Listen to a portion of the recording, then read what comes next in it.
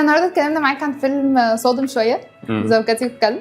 الفيلم بيتكلم عن واحد هو كان مقطع السمكه وديلها، فبدا ان هو يجيله شكوك كتير قوي في دماغه ان لما صاحبه يروح لمراته يوصل لها ظرف او جواب، يعني ان هي هتخونه زي ما هو كان بيعمل مع صحابه.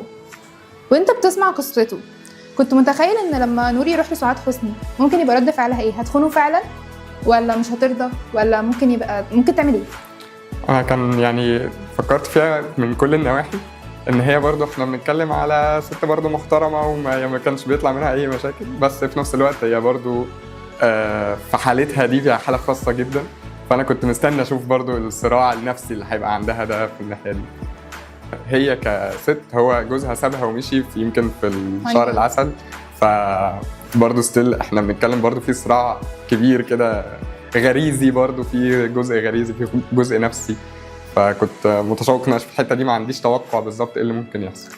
لو عايزين تشوفوا رد فعلي على اعلان فيلم زوجتي والكلب ورأيي عنه، شوف الحلقة كاملة دلوقتي في قناة تيك وان على يوتيوب.